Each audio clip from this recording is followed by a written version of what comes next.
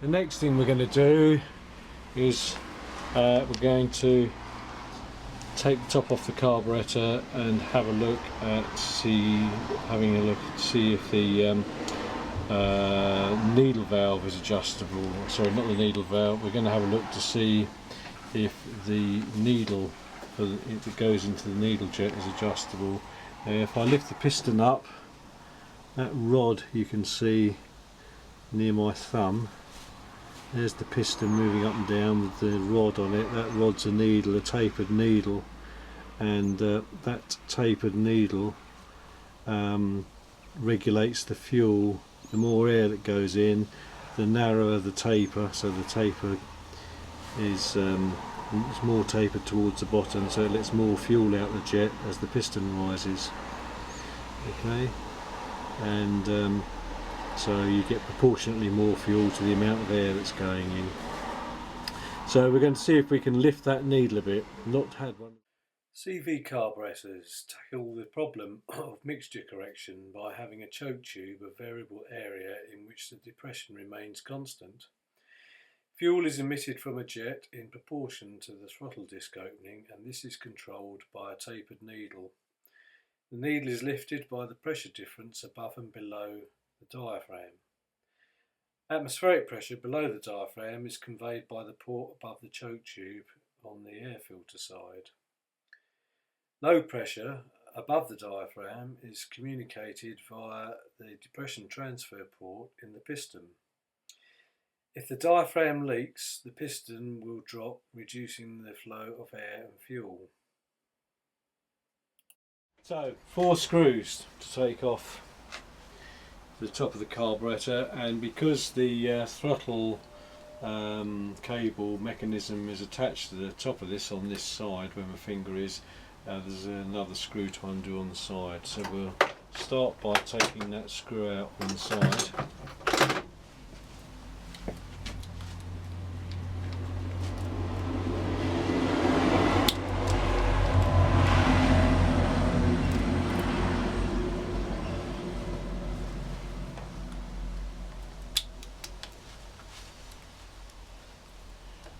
It's very tight. Normally one would have to possibly remove the carburetor. I don't really want to do that from the inlet manifold, so I've undone the screw with a pair of pliers.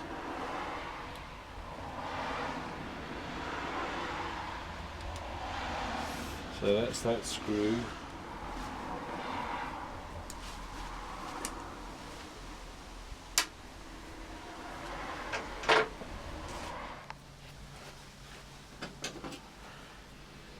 That's where that screw came out the side that I was undoing with a pair of pliers. Just there. There's the other screw that's got to come out so that we can push this bracket out of the way. Thing you've got to be careful of as you remove this screw is that underneath there's a brass ferrule.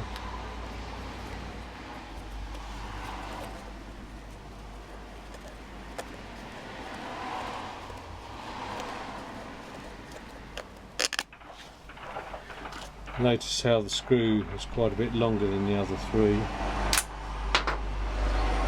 So just push that bracket back and out the way. Out.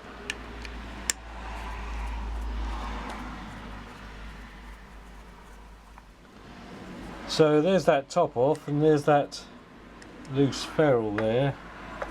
So that can be taken out, put carefully aside. There's the top. There's a spring, got to be careful of. Then we can carefully lift out the piston. When you lift out this piston, you can see there's a rubber diaphragm attached to it, and if you look carefully you can see that there's also, apart from the needle, there's a hole in the bottom of the piston. When you put the piston back in, the hole goes towards the inlet manifold side, not towards the air cleaner side. And carefully look at the diaphragm, make sure there are no holes or splits in it. if we turn it up, we can see that there's that spacer that goes on the spring.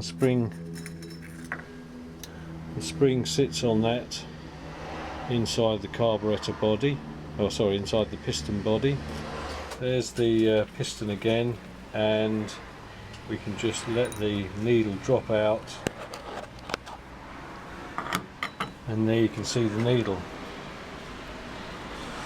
Okay, now on old carburetors, the position of the needle height is adjustable, because where there's a cap on the top on older CV carburetors, not necessarily on Harley Davidson but on other CV carburetors, instead of there being that metal head to the needle, there is a circlip, and it can be in the number of grooves, so you can effectively raise or lower the relative position of the needle in the piston by adjusting the position of the circlip on the groove.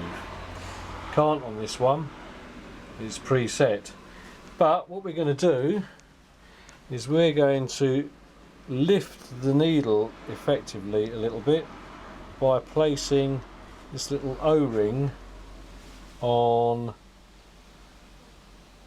the needle.